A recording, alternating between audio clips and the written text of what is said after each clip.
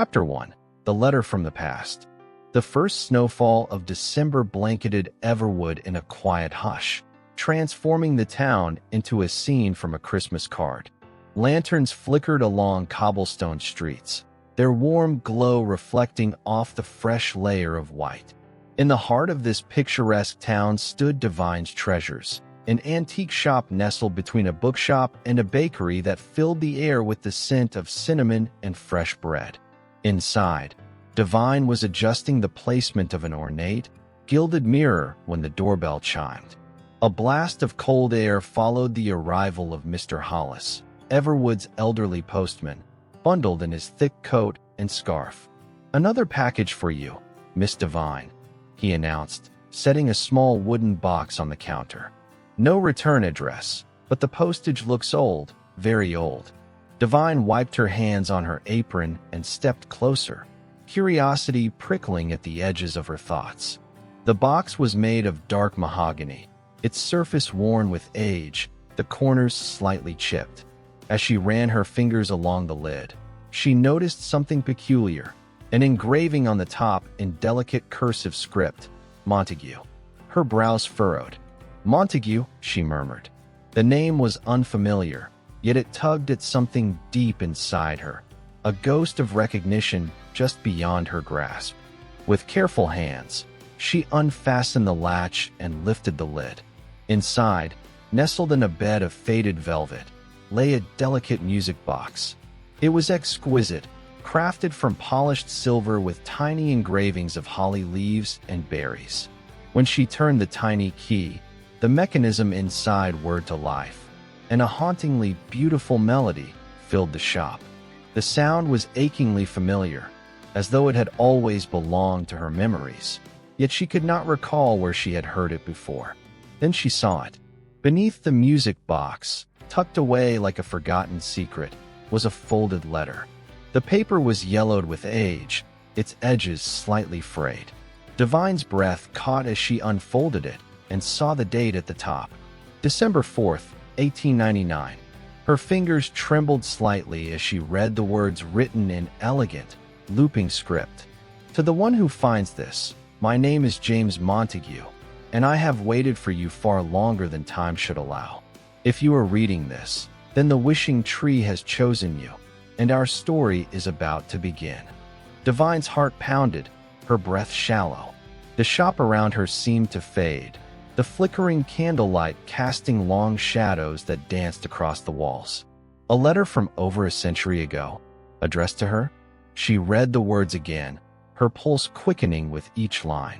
It had to be a mistake, a hoax perhaps, and yet, the way her name, her very existence, seemed to be woven into the fabric of this letter sent a shiver down her spine.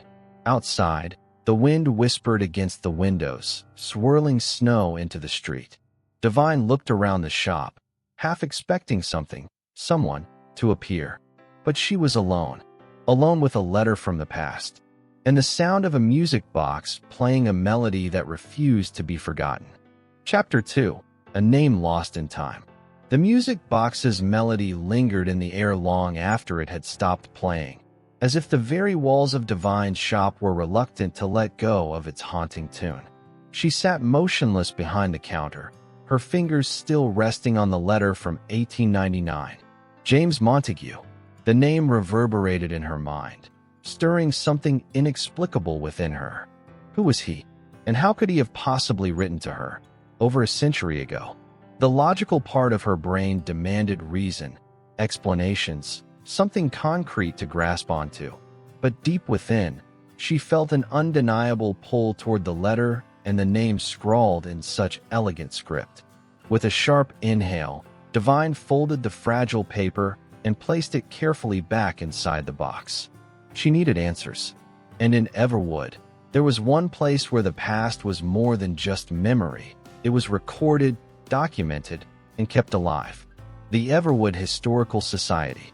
The Society's building was housed in a grand, ivy-covered brick mansion at the end of Candlewick Lane. It was a place of dust and whispers, where forgotten voices waited to be rediscovered. As Devine pushed open the heavy oak door, The scent of aged parchment and polished wood greeted her.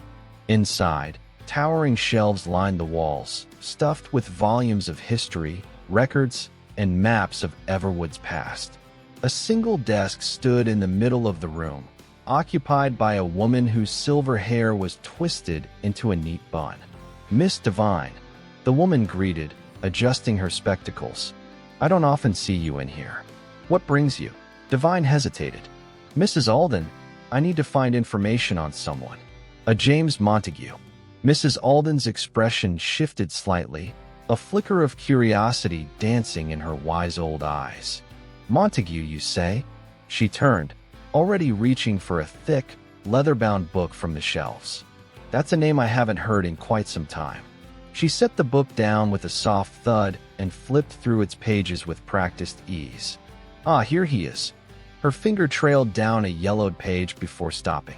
James Montague, born 1871, son of William Montague, a respected merchant in Everwood. Disappeared. Disappeared? Devine repeated, leaning in. Mrs. Alden nodded, adjusting her glasses. "Yes, according to town records, he was last seen on December 24th, 1899. No trace of him was ever found. Some say he left town, others believe something far stranger." Devine swallowed hard, her fingers curling around the edge of the desk. The date, the very date inscribed on the letter. Could it be a coincidence? Or had James Montague's disappearance been tied to the same mystery that had now found its way to her? Mrs. Alden peered at her over the rim of her glasses. "What interest do you have in him, my dear?" Devine hesitated, then carefully reached into her coat pocket and unfolded the fragile letter. She placed it gently on the desk before the older woman. Mrs. Alden's breath caught audibly as her eyes scanned the page. This is his handwriting." A silence stretched between them, thick with the weight of an unspoken truth. Devine felt the room around her shrink, as though history itself had closed in, holding her between its pages. James Montague had written to her, and somehow, impossibly, the past was reaching out to her, refusing to be forgotten. Chapter 3: Whispers Beneath the Wishing Tree. The wind carried the scent of pine and frost as Devine stepped into Everwood's central square, her breath misting in the cold night air. The town had begun its quiet transformation for Christmas. Wreaths adorned shop doors, twinkling lights draped over rooftops, and the sound of distant carolers floated through the streets. But none of it held her attention. Not tonight. Clutched in her gloved hand was the letter, James Montague's letter. Every step she took brought her closer to the place where the past and present seemed to blur, the wishing tree. It stood at the heart of Everwood, a towering, ancient oak that had witnessed centuries of whispered hopes and secret desires.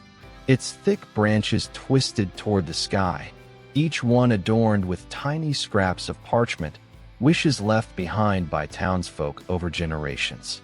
Some were new, fluttering in the wind, while others were old, yellowed with time, their ink barely legible. Legend spoke of its magic, of wishes granted only once every 100 years. A myth, Devine had always thought, until now. She hesitated at the edge of the cobblestone path leading to the tree, glancing around the quiet square. Snow crunched beneath her boots as she moved closer, her pulse thrumming in her ears. The music box James had sent her sat safely in her coat pocket, its presence pressing against her side like a silent companion. What connection did he have to this place? Why had his letter found her?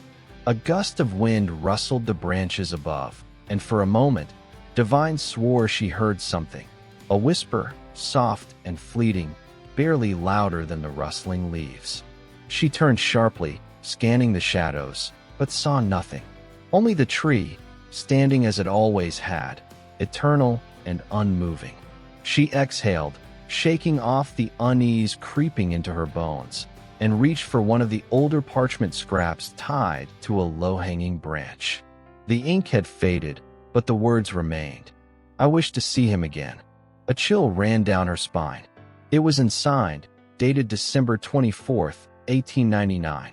The same day James Montague had disappeared. Her grip tightened on the letter in her hand, her heart hammering against her ribs. There had to be an explanation, some logical answer that didn't involve time-bending letters or vanished men from another century. And yet, standing beneath the ancient boughs of the wishing tree, with the wind whispering through its limbs like a voice just out of reach, logic felt very far away. Carefully, she reached into her pocket and retrieved the music box. The silver surface glinted under the dim glow of the street lamps. Slowly, she turned the key, letting the melody spill into the silence. The moment the first note played, the wind stilled. The air around her grew thick, heavy, as though the very fabric of time held its breath. And then, footsteps, not her own. She turned sharply, her breath catching in her throat. A figure stood at the edge of the square, just beyond the reach of the lantern light. His posture was straight, his silhouette outlined by the falling snow. Divine's heart pounded as she took an instinctive step forward. The figure did the same. Her pulse roared in her ears, the music box still playing its ghostly tune in her palm. "Who's there?" she called, her voice barely above a whisper. The man stepped into the light. Divine's breath caught in her throat. James Montague. The name whispered through her mind like a long-forgotten song. He was exactly as she had imagined from the fading portraits in the archives. Tall, refined, dressed in a coat and waistcoat that belonged to another time. His dark eyes held hers, a mixture of recognition and wonder flashing across his face. As if he knew her, as if he had been waiting for her all along. The wishing tree's branches swayed above them, and in that moment, Divine knew this was only the beginning. Chapter 4. Shadows of the Past, the Rift Between Centuries. The air between them was thick with silence, yet Divine could hear the unspoken questions thrumming in her veins as she stood frozen beneath the wishing tree. The snow swirled around them in delicate spirals, and the distant glow of Everwood's street lamps flickered like fireflies trapped in glass. James Montague was real. He was not a faded ink signature on an old letter, nor a ghostly trace of history left to be forgotten. He was standing right in front of her, his dark eyes locked onto hers as if he, too, could scarcely believe she was real.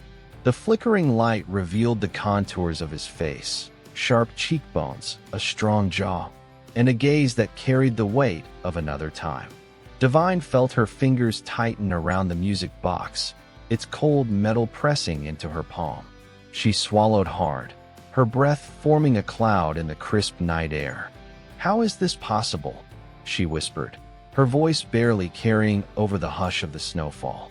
James took a slow step forward, his coat shifting with the movement. His expression was unreadable, but there was a flicker of something in his gaze, recognition, as though he had been waiting for this moment just as she had. "I don't know," he admitted. His voice was deep, smooth, with an accent that felt out of place yet strangely familiar, as if it had traveled through time to reach her. "I only know that I made a wish."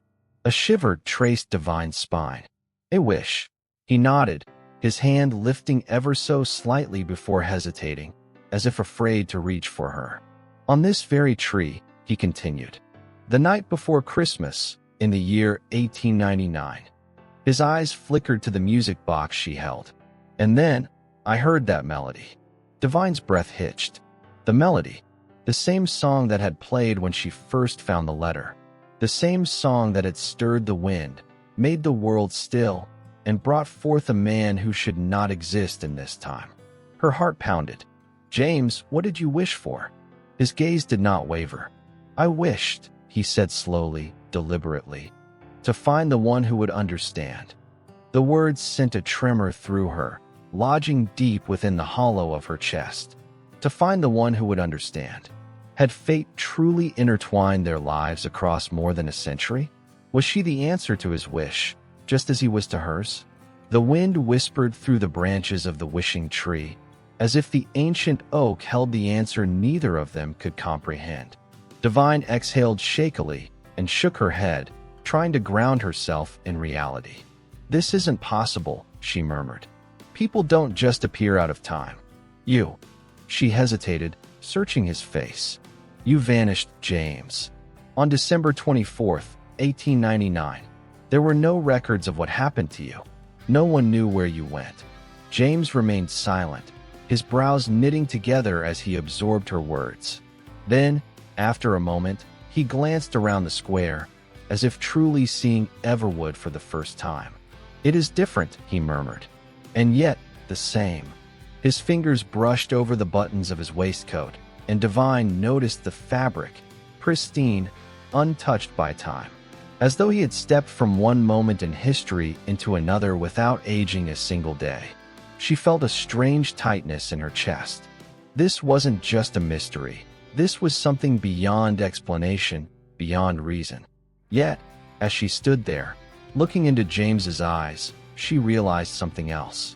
She was no longer afraid. Before she could speak again, a distant chime rang through the night, the old church bell at the edge of Everwood. Midnight. James's expression shifted. A shadow passed over his features, and for the first time since he had appeared, Devine saw something in his eyes that made her breath catch. "Fear. We don't have much time," he said, voice taut. "There are things I don't remember, but I know this. I wasn't meant to stay." Devine's stomach twisted. "What do you mean?" He took a slow, measured breath. "I don't think I have long in this world. Not unless we find out why I'm here, and how to stop me from vanishing again." The wishing tree's branches swayed above them, casting shifting shadows on the snow. The wind whispered once more, and for the first time, Devine thought she could almost hear words in its breath. The past does not let go so easily, and neither, it seemed, did James Montague. Chapter 5: A Man Out of Time. The hush of the town square seemed to stretch endlessly between them, the snow absorbing all sound except for the distant chime of the midnight bell. Devine's heart pounded, her breath a soft cloud in the cold air as she stared at James. He was here, real and solid before her, but the weight of his words lingered like frost on her skin. "I wasn't meant to stay." The way he said it, so certain, so absolute, sent a shiver down Devine's spine. She searched his face, seeking answers in the depth of his dark eyes. "Then we need to figure out why you're here," she said, voice steadier than she felt. "And how to keep you from disappearing again." James held her gaze for a long moment before nodding. "If I am here because of the wish," he murmured, glancing at the great tree above them, "then perhaps the answer lies with it." The wishing tree loomed over them, its ancient branches heavy with the weight of forgotten hopes. Devine's fingers curled instinctively around the music box, still nestled in her coat pocket. Had the melody truly bridged a gap between centuries? Had it somehow called James back from the past? She exhaled, trying to steady her thoughts. "Come with me," she said suddenly, grasping James's wrist before she could overthink it. His skin was warm, real beneath her fingertips. "We need to get out of the cold and figure this out." James hesitated, looking back at the tree once more before nodding. "Lead the way." Devine's antique shop was a place of warmth and history, a stark contrast to the wintry night outside. The moment they stepped in, the scent of old books and cinnamon lingered in the air, mingling with the soft glow of the fireplace crackling in the corner. James took a step forward, his gaze sweeping across the wooden shelves lined with trinkets and relics from long-forgotten eras. "This place," he murmured, running his fingers along the spine of an old leather-bound book, "feels like a memory I should have had." Devine watched him carefully. His presence was both foreign and familiar, as if he belonged yet didn't. She pulled off her gloves and coat, placing the music box on the counter. "You don't remember how you got here?" she asked. James turned to her, his expression troubled. "No," he admitted. "One moment, I was beneath the tree in my time. The next, I heard the melody, and then," he exhaled slowly, "then I was here." Devine bit her lip. Everything about this was impossible, and yet, she had no choice but to believe it. "The records said you vanished on Christmas Eve," she said carefully. No one knew where you went. It was as if you had stepped out of time itself. James looked thoughtful. And if that is true, then perhaps I did. The fire crackled softly, casting flickering shadows along the wooden walls. The weight of his words settled over them, heavy with uncertainty. Divine reached for the music box and slowly wound the key, letting the delicate melody play once more. James stilled, his gaze darkening with recognition. I know that song, he murmured. Divine's fingers faltered. You do? He nodded. It was a gift. A long time ago. His eyes met hers. But I cannot remember from whom. A deep chill passed through Divine, despite the warmth of the fire. Something was missing, a piece of a puzzle neither of them fully understood. But one thing was certain. James Montague had been lost to time, and now, against all reason, he was here. The question was, for how long? Outside, the wind howled through the streets of Everwood, whispering secrets only the past could remember. Chapter 6. A Glimpse into Forever. The fire crackled softly in the hearth, casting flickering golden light across the antique shop. Shadows danced on the wooden floor as Divine perched on the edge of a worn leather chair. Her gaze locked onto James, who stood by the counter, his fingers absently tracing the delicate filigree of the music box. James Montague, the man lost to time. He had appeared beneath the wishing tree as if summoned by fate, carrying secrets buried in the past. And now, standing in her shop, he looked both at home and impossibly out of place.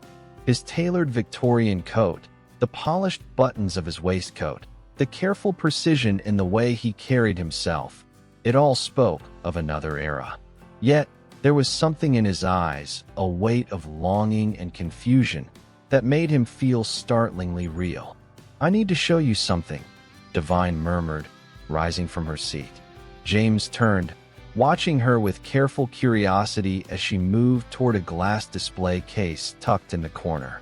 She reached beneath the counter and withdrew a bundle of yellowed papers, bound with a fragile silk ribbon. As she carefully untied it, her pulse quickened. She had read these pages over and over. The inked words faded but still legible, still filled with unanswered questions. But now, for the first time, the man who had written them stood before her. She extended the first letter to James.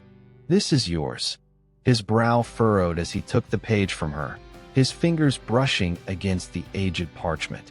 His gaze lowered to the familiar, slanted handwriting, and as his eyes scanned the words, a slow exhale left his lips. This is my writing, he whispered, his voice tinged with disbelief. Divine nodded. I found them hidden in an old desk that belonged to your estate. There are several letters, but this one, she hesitated. This one was never finished. James swallowed, his fingers tightening on the fragile paper. He began to read aloud. December 24th, 1899. To whomever may find this.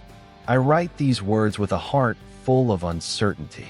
The hour grows late, and the air is heavy with something I cannot name. A feeling, an instinct, that whispers to me as the snow falls upon Everwood. There is something I must do, something I must find. If fate is kind, these words will reach the one who understands. The one who. James's voice faltered. His gaze flicked to Divine, searching, uncertain. He turned the page over as if expecting more, but the words stopped abruptly, the ink trailing off as if he had been pulled away mid-sentence.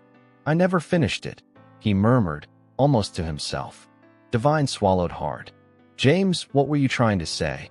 He shook his head, his brow furrowing in frustration. I don't know. I remember writing it, but everything after that night, it's like looking through fog. His fingers pressed against his temple, as though trying to summon a memory just beyond reach. I remember the feeling, a sense of urgency. A need to find something, or someone. The fire crackled in the silence between them. Maybe, Divine said softly, you were looking for me. James met her eyes, and for a moment, the room felt smaller, the distance between past and present vanishing like mist in the morning sun. The music box on the counter remained silent, its melody locked away for now. But in that quiet space between heartbeats, Divine knew that their story, whatever it was far from over. It had only just begun. Chapter 7: Echoes of a Forgotten Love. The crisp winter air carried the scent of pine and snow, a refreshing reminder of the season. Divine stood at the threshold of her shop, the soft glow of the holiday lights casting a gentle radiance on the snowflakes falling around her. She had never felt the need for magic in her life, but everything about Everwood, everything about James, made her question that belief.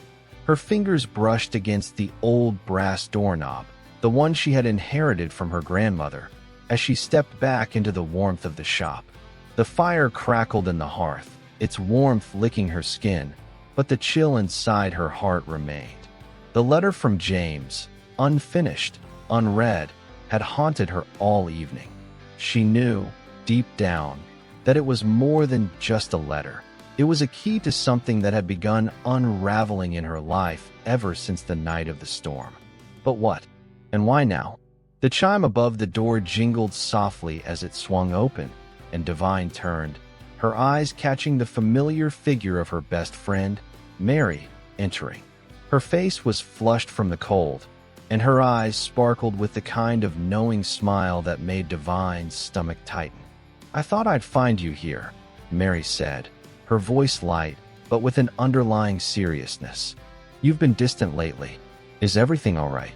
Divine hesitated. How could she explain the impossible things that had begun to happen? James Montague was real. The wishing tree had brought him to her, and yet nothing made sense. She could feel the magic lingering, not in the air, but in her very bones, as if she were on the cusp of discovering something that could change everything. "I'm not sure, Mary," Divine admitted softly, her eyes flitting toward the back of the shop, where the old family heirloom stood, the wishing tree she had inherited from her grandmother, now covered in twinkling fairy lights. She had always believed it was just a relic of old tales, a piece of sentimental decor. But now, she wasn't so certain. Mary followed her gaze, her eyes narrowing slightly. "You're thinking about him again, aren't you? James?" Divine nodded, a tightness in her chest as she did. "Yes, and the tree. It's all connected somehow, but I don't understand how. James, he's from another time, Mary. 100 years ago. It feels like I'm losing my mind." Mary reached out, placing a hand gently on Divine's arm. "You're not losing your mind, Divine. But something's going on here, and I think you need to figure it out. Whatever the tree is, whatever it's doing, it's bringing you and James together for a reason. You have to trust that." Divine's heart raced as she turned to face her friend, the weight of her words settling heavily on her shoulders. "I don't know if I can," she whispered. "What if it's just a dream? What if I'm chasing something that isn't real?" The silence that followed was heavy, filled with the crackling of the fire and the soft, rhythmic sound of the wind against the windows. Mary didn't speak for a long while, and when she did, it was with quiet conviction. "You're not alone in this, Divine. Whatever it is, we'll figure it out together. But you need to stop running from it. Maybe the tree isn't just about wishes. Maybe it's about a bond, something deeper, something you're meant to experience." Divine shook her head. "But how? How do I even begin to understand what's happening?" Mary's smile was faint but comforting. "Maybe the answers are in the letter." That night, after Mary had left, Divine found herself standing in front of the wishing tree once more. The lights flickered softly, casting long shadows across the room, and the warmth from the fire did little to chase away the chill in the air. The letter James had started was still on the table, its unfinished words burning in her mind. She couldn't ignore it any longer. She reached for the letter, her fingers trembling slightly as she unfolded it. The elegant script on the yellowed paper seemed to come alive in her hands. She read the first few lines, feeling James's presence in every word. "My dearest Divine, I know these words may seem strange to you, coming from a man who does not belong to your time, yet I feel an overwhelming need to write them. The Everwood wishing tree has brought me to you, and though I cannot explain why, I know that I must. My heart has always belonged to you, even before I met you. Your kindness, your spirit, it has reached across time itself, and now I am here, for reasons I do not fully understand. The letter continued, detailing James's confusion, his longing to understand the strange connection between them. Divine's breath caught in her throat as she read his words. He, too, was caught in something beyond his understanding, yet he believed in the connection they shared. The letter ended abruptly, as though he had been interrupted. Divine set the letter down and looked at the wishing tree. The soft twinkling of the lights seemed to beckon her, urging her forward. Without thinking, she reached out to touch the trunk, the rough bark cold under her fingertips.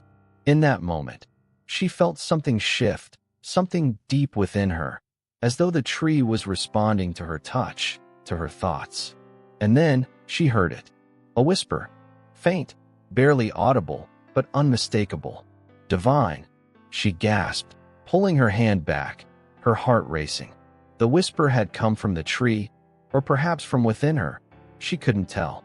But it was James's voice, his name calling to her from across time. The realization hit her like a wave, and she stumbled back in shock.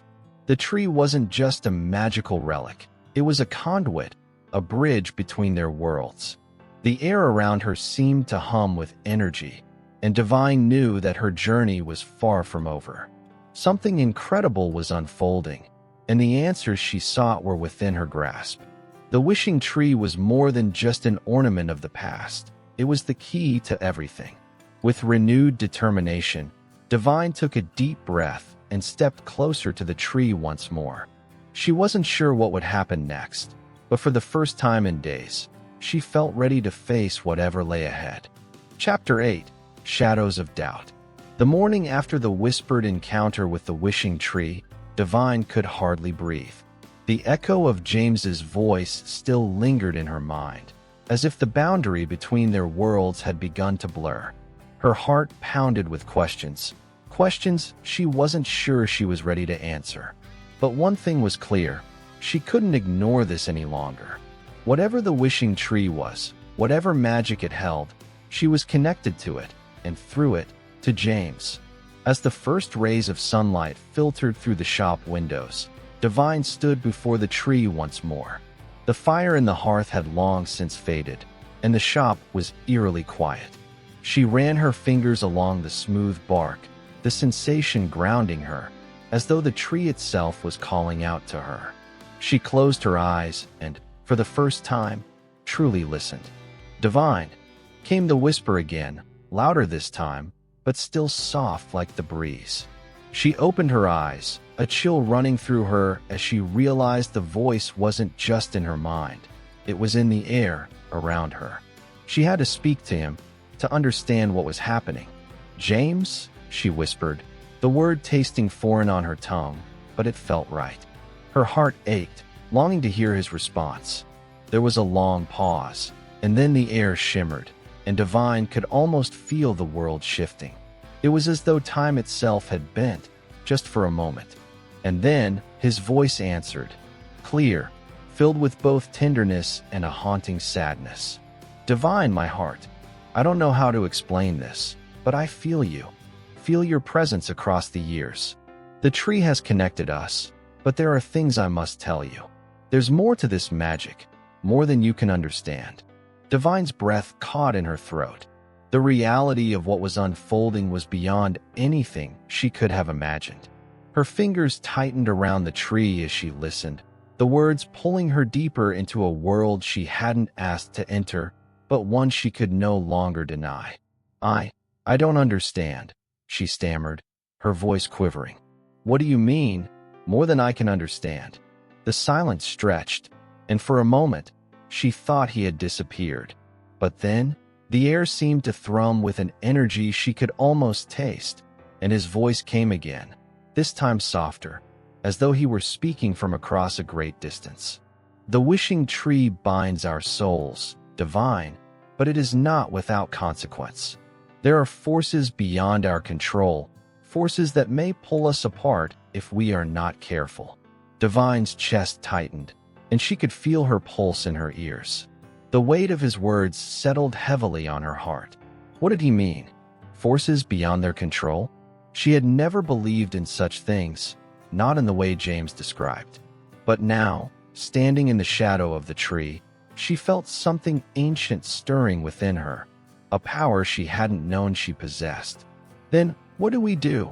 she asked, her voice barely a whisper. "How do we make sense of this?" There was a long pause, and she almost thought he would not answer. But then the air thickened once more, and his voice returned, stronger now. "You must believe, Divine. Believe in the connection we share. The tree will not reveal its secrets easily, but I will wait for you. When you are ready, you will understand how we can be together. But time is running short. The tree's magic is only temporary." A chill ran down Divine's spine. The fleeting nature of the magic, the urgency in his words, made her heart race. She had to act. But how could she? She had no answers, no guidance beyond what he had told her. She couldn't just take a leap of faith without understanding what she was getting into. Yet, as she stood there, the silence around her seemed to press in, urging her to move, to trust her instincts, to trust James. Suddenly, the door of the shop creaked open, and Divine spun around, startled. Her heart thudded in her chest as she saw Mary step inside, a look of concern on her face. "Divine." Mary's voice was gentle but filled with the kind of warmth that could pull anyone out of the deepest thoughts. "You've been standing there for hours. Are you all right?" Divine took a deep breath, her thoughts racing. How could she explain this to Mary? How could she tell her best friend that she was connected to a man from another time? That the very tree she had always thought was a relic of Christmas magic was something far more powerful, far more dangerous. I'm not sure, Mary," Divine admitted, her voice shaky. "There's so much I don't understand. James, the tree, it's all real. And I don't know what to do next." Mary's expression softened, and she stepped closer, placing a hand on Divine's shoulder. "I can't pretend to understand what you're going through, but I do know one thing. You don't have to do it alone. Whatever this is, whatever it means for you and James, you're not in it by yourself." The sincerity in Mary's eyes made Divine feel a little lighter, a little less alone. But the weight of her next decision still hung over her. She had no answers, no clear path forward. But one thing was certain.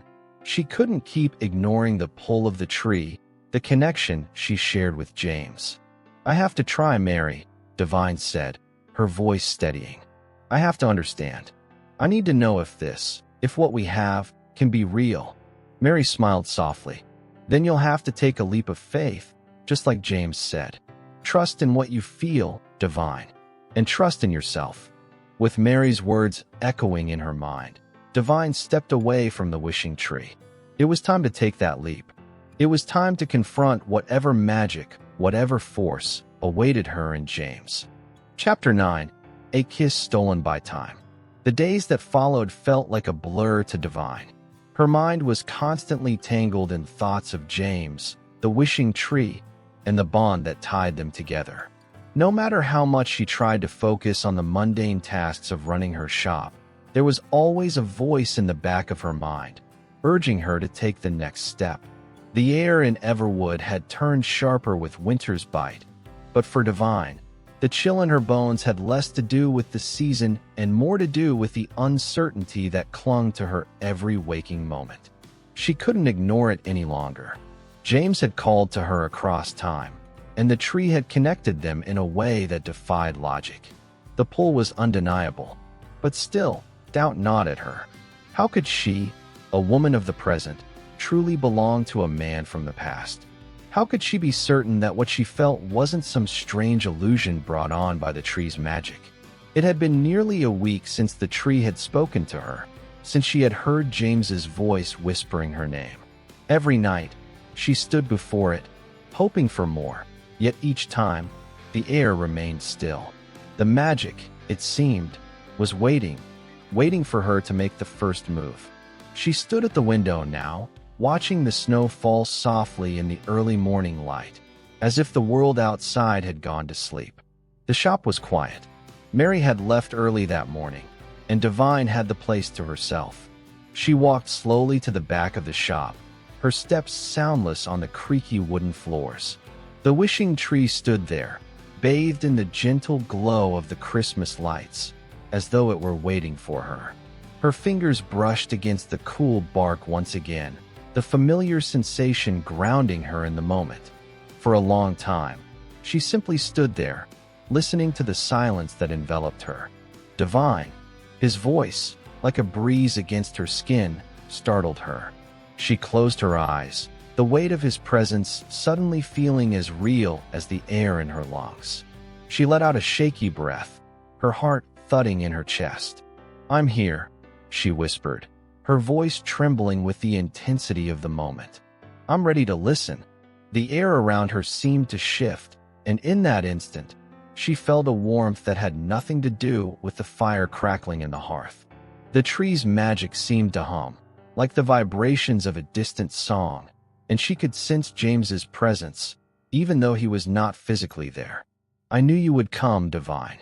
His voice was soft, but filled with the weight of unspoken longing. "The path ahead is not easy, but it is the only one. The tree has brought us together, but it is up to us to make the next move." Divine's breath caught in her throat as she realized the magnitude of his words. This wasn't just about magic or the connection between them. It was about choice. She could choose to stay in the comfort of her present, in the safe, predictable world she knew.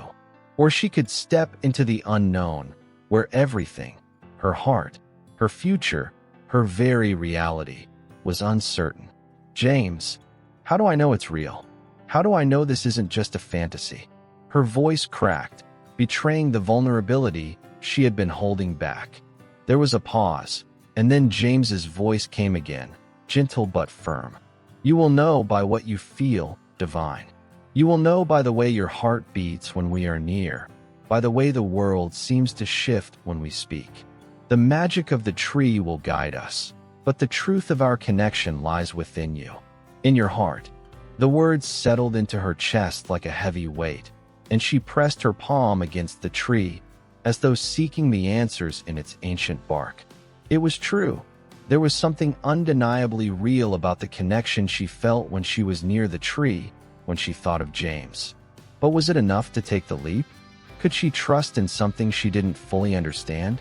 She closed her eyes again, letting the soft sound of her breath fill the space around her. A part of her longed for certainty, for the safety of knowing what would happen next. But the other part, the part that had been awakened by the wishing tree, by James's voice, was willing to step into the unknown. She was willing to trust in the magic, in the bond they shared. "I'm ready," she whispered, though her heart still raced with fear and excitement. "I'll trust in us, James. I'll take the leap." For a moment, everything was still, as though the world itself was holding its breath. And then, the air around her seemed to hum with a gentle energy, and the wishing tree's lights flickered softly. She felt a warmth spread through her, starting in the center of her chest and radiating outward. It was as if the tree itself was responding to her decision, to her acceptance of the unknown. "Divine, my love." James's voice came again, clear and filled with emotion. "You have chosen, and in doing so, you have chosen us. I will be waiting for you." The warmth she felt from the tree deepened, and Divine's heart swelled with a mixture of relief and anticipation. The leap had been made, and there was no turning back. She had chosen to believe in the magic, to believe in the connection that had been forged between her and James. And now, there was only one thing left to do: take the next step. As the final light from the wishing tree flickered out, Divine stood there for a long time, her fingers still pressed against the tree's bark. Her heart was no longer filled with uncertainty. Instead, it was full of hope, the kind of hope that could only come from believing in something bigger than herself.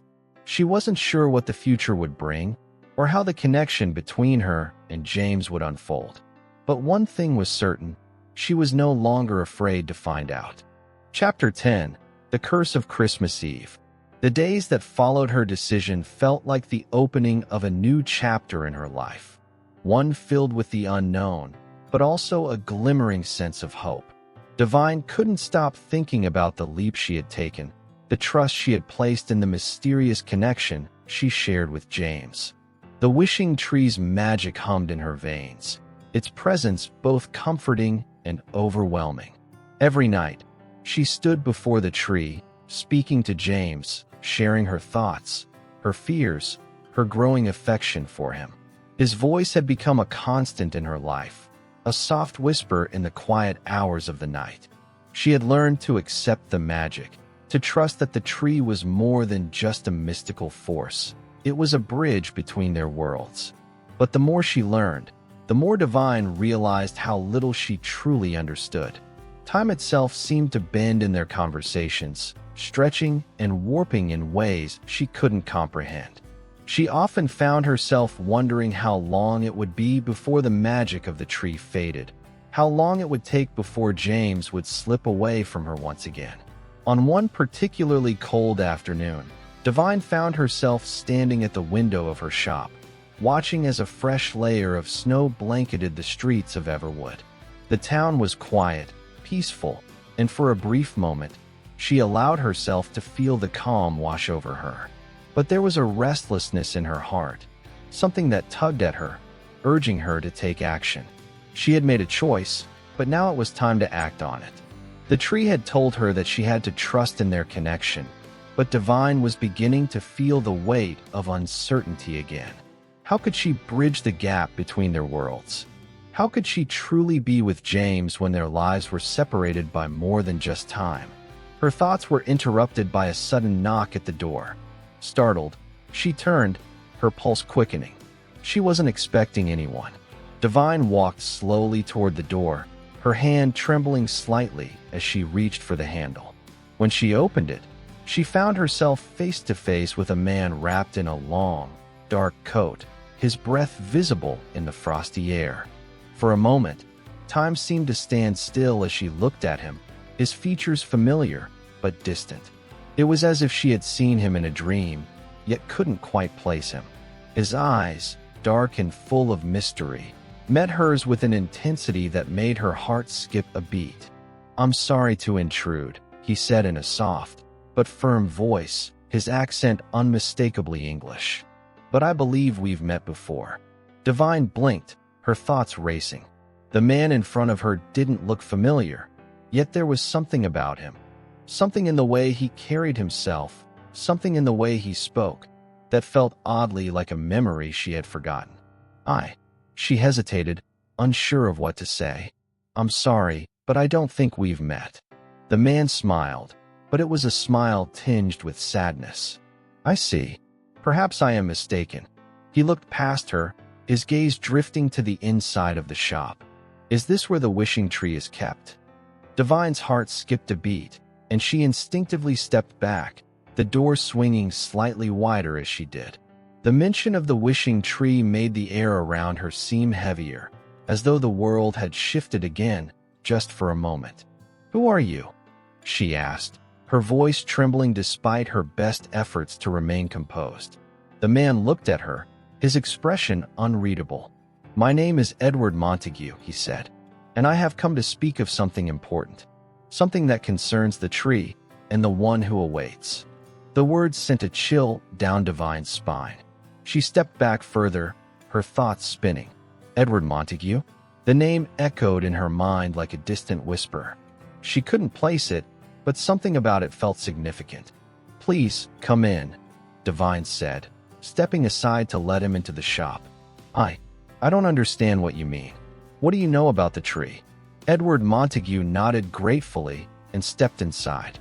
He removed his coat and hung it on a nearby rack before turning to face Divine. "I know much about it, more than you can imagine. And I know about the one who is bound to it, the one who waits for you." Divine's breath caught in her throat. She felt a wave of unease wash over her, but she couldn't turn away. The pull of the tree, the pull of James, was too strong. She had to know. "James?" she whispered, her voice barely audible. Edward's eyes softened, and for the first time, he looked vulnerable, as though he were sharing a secret he wasn't sure he should. Yes, James Montague. The tree has bound you both in ways that go beyond time and space. And now, it is time for you to make a choice. The words hung in the air between them, heavy and full of meaning. Divine's heart raced as she absorbed the significance of what Edward had said. It wasn't just about the magic anymore. It wasn't just about James. It was about the very fabric of time itself and the choice she had to make in order to preserve the connection between them. "What do you mean, make a choice?" Divine asked, her voice shaking. "I've already chosen. I've already made my decision." Edward looked at her, his gaze intense. "The tree has connected you, yes. But there are forces at play that neither you nor James fully understand. Time is fragile, and there are those who would do anything to sever the bond between you." Divine's heart clenched in fear. "What do I do? How do I protect him?" Edward reached into his pocket and pulled out a small, intricately carved box. "You must go to him. You must meet him where time and space converge, where the magic of the tree is strongest. And you must believe that your love, your connection, will be enough to overcome the forces that seek to tear you apart." The box seemed to glow faintly in his hands, and for a moment, Divine thought she saw the faint outline of a clock ticking in the distance, an echo of time itself, stretching and bending in ways she couldn't fully comprehend. Without a word, Divine took the box from him, her fingers trembling as she held it in her hands. The path was clear now. She had to find James, to cross the boundary of time itself, and to trust that their love could conquer the impossible.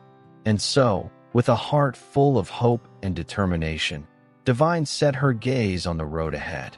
The snow outside was falling faster now, covering the world in a blanket of white. But in her heart, she knew that the journey she was about to take would lead her to something far more magical than she could ever imagine. Chapter 11. Love in the Wrong Century. The snow continued to fall outside, each flake seeming to blur the world beyond Divine's shop. Inside, the warmth of the fire barely touched the chill that had settled deep in her bones. The box in her hands felt heavier with every passing second, its intricate carvings almost pulsing with a rhythm of their own, as if it were alive and aware of the monumental task before her. Divine sat at her desk, staring at the box, unsure of what to do next. Edward Montague had left her with little explanation, save for the cryptic words that swirled in her mind. "You must go to him, where time and space converge, where the magic of the tree is strongest." The urgency in his voice had been clear, but what did it truly mean? How could she cross the boundaries of time itself? How could she find James in a place where the rules of reality no longer applied? She stood up abruptly, the chair scraping loudly against the wooden floor, breaking the silence that had enveloped her. She walked to the window again, looking out at the snow-covered streets of Everwood, as if the answer might appear in the swirling white mist. The town, for all its charm, seemed like a distant memory now. The path she was about to take felt like it would lead her far beyond the familiar comfort of the life she had known. Her thoughts drifted back to James. She had heard his voice so many times, but she had never truly seen him. The distance between them, physical, temporal, had always felt like an insurmountable barrier. But now, after Edward's visit, that barrier seemed less like a wall and more like an invitation. She had been given a choice, a chance to bridge the gap, and she would not let fear hold her back. Not now. Taking a deep breath, Divine placed the box carefully on the counter and reached for her coat. The cold air of the outside world nipped at her skin as she stepped out onto the snowy street, the crunch of her boots the only sound in the otherwise quiet morning. Every step felt purposeful, as if the ground itself was guiding her toward her destiny. She made her way to the heart of Everwood, where the ancient oak tree stood, a symbol of the town's history, its roots as old as the village itself. It had always been a place of mystery, its gnarled branches casting long shadows over the cobblestone streets. But now, to Divine, it felt like something more. The wishing tree had awakened something inside her, a connection to James that was undeniable. And now, she had to find it. The air grew colder as she approached the tree, and the hairs on the back of her neck stood up. There was a strange energy here, something that pulsed in the air like a heartbeat. Divine stopped in front of the tree, her breath forming clouds in the frigid air. She could feel the magic now, stronger than ever, swirling around her like an invisible force, urging her forward. The box in her hand seemed to grow warmer as she held it close, and she knew that this was the moment. She had come as far as she could on her own. Now, she had to trust in the tree's magic, in the connection that had brought her and James together across time. "James," she whispered, her voice barely audible against the howling wind. "I'm coming for you." She opened the box slowly, the soft creak of the lid breaking the stillness. Inside was a small, polished stone that glowed faintly with an inner light. It was beautiful, its surface smooth and cool to the touch. Divine held it in her palm, feeling a strange sense of calm wash over her. The moment the stone made contact with her skin, the world around her seemed to shift. The snowflakes that had been falling so steadily began to slow, their descent elongating in the air as though time itself had slowed. Divine's heart raced as the ground beneath her feet seemed to tremble. The air grew thick with magic, the temperature dropping sharply, and then, in an instant, everything changed. The world around her faded to a blur, the landscape warping as if she were falling through a veil.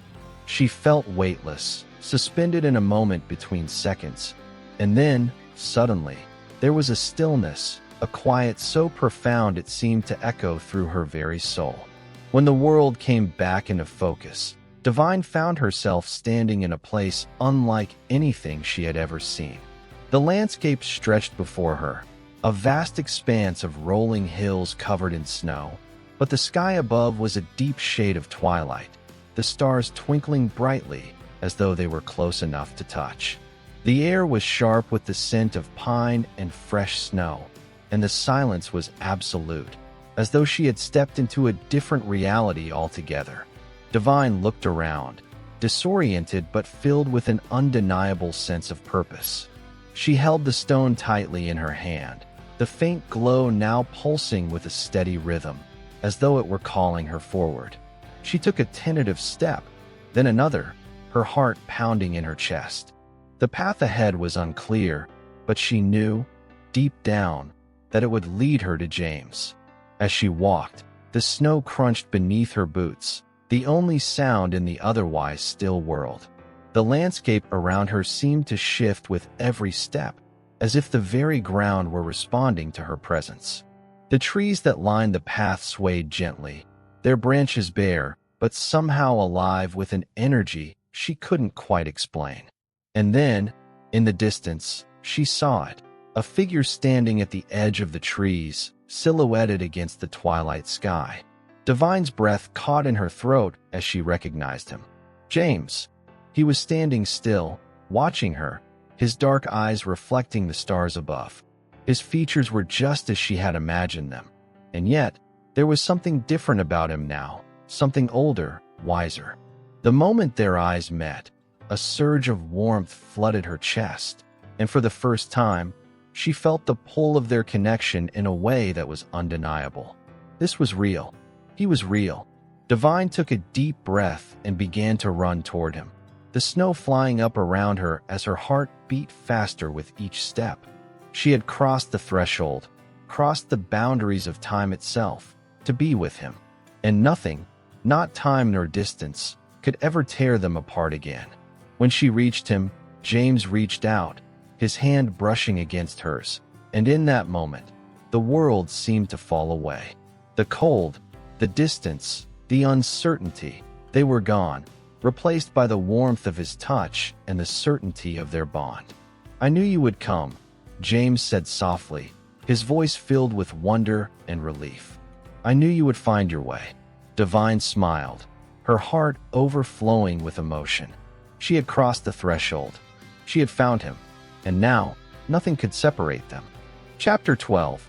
A Race Against Midnight. The world around them felt like it was holding its breath. James stood before Divine, his hand still resting gently on hers, their fingers entwined as if the very act of touching might shatter the fragile space between their worlds. The landscape, though breathtaking in its beauty, seemed almost irrelevant now. All that mattered was the person before her, the man she had crossed time to find. Divine looked up into his eyes, her heart pounding with a mix of wonder and disbelief. She had imagined this moment so many times, but nothing could have prepared her for the overwhelming flood of emotions that surged through her. The cold air that surrounded them felt irrelevant as her thoughts swirled around the reality of their connection, of his presence, of the pull that had brought her here, to this moment in time where nothing made sense, yet everything felt right. "James," she whispered, her voice trembling with a mix of joy and fear. "I can't believe it's really you." James smiled, a tender, almost wistful expression that softened the features of his face. He took a step closer, closing the space between them as though he had been waiting a lifetime to do so. "It's more than I could have ever hoped for, Divine," he said, his voice low and filled with emotion. "I never thought I would see you again. Not in this life." The words echoed through Divine's mind, and she felt a sharp pang in her chest. She had already known their connection was something beyond the ordinary, something extraordinary, but hearing him say it out loud made it all the more real. The part of her that had always doubted, that had feared this might be a dream, a figment of her imagination, was silenced. This was real. He was real. "But how?" she asked, her brow furrowing slightly. "How is this possible? How am I here with you?" James took a deep breath, looking around at the vast landscape that stretched out before them. "This place," he paused, searching for the right words. "This is the heart of the wishing tree, the very center of the magic that binds us. The place where time and space are nothing but whispers. It's where everything began, and where everything will end." Divine felt her pulse quicken as she processed his words. "The heart of the wishing tree," she echoed, looking around at the breathtaking scene, unable to fully grasp the significance of what he was saying. "But how do we make it work? How do we stay here? How do I stay with you?" James stepped closer, his gaze never leaving hers. "I don't know," he admitted quietly. "The magic of the tree is powerful, but it's also unpredictable. We were never meant to meet in this life. But somehow, against all odds, here we are." He reached up, brushing a strand of hair away from her face, his touch gentle and warm. "But I believe, with all my heart, that we can make this work, if we trust in the magic of the tree and in each other." Divine's heart swelled with emotion as she looked into his eyes. She could feel the weight of their connection, a bond that transcended everything she thought she knew about time, space, and reality. They had been brought together by something far greater than themselves, and now it was up to them to make it real. But there was something else, something that lingered just beneath the surface of her thoughts. The wishing tree was powerful, yes, but with that power came a responsibility, a choice that had yet to be made. James seemed to read her thoughts, his expression becoming more serious. "You're wondering if this is permanent, if we can really be together, in this world, in this time." Divine nodded slowly, her voice barely above a whisper. "Yes, I need to know, James. If I stay here with you, if we stay here together, will this magic last? Or is it only temporary?" James' gaze softened, and he stepped closer, his hand slipping into hers. "The magic of the wishing tree is tied to our love, Divine. As long as we continue to believe in each other, in the connection we share, the magic will be there. But," he paused, searching her face as if to gauge her response, "there is a cost, a price for the magic we now share, a price that neither of us fully understands." Divine felt a chill run down her spine as the weight of his words sank in. A price? She repeated, the word hanging heavily in the air. What kind of price? James sighed, his gaze distant as he looked out over the snowy expanse. I don't know. The magic of the wishing tree is ancient and mysterious. It has the power to bring people together, but it also has its limits. If we remain here, in this time, it will be because we've made the choice to accept the unknown, to embrace the magic for what it is, without knowing what it will cost us in the end. Divine felt her heart lurch in her chest. She had already crossed time to be with James, to find him, and now she was being asked to make another leap of faith. A leap into the unknown. It was overwhelming, and yet, standing here with him, in this place that seemed both familiar and strange, she knew she couldn't turn back. She took a deep breath, steadying herself before meeting his gaze again. I'll do it, she said softly, her voice unwavering. I'll do whatever it takes. I don't care about the cost. All I want is to be with you. James smiled, a deep sense of relief washing over him.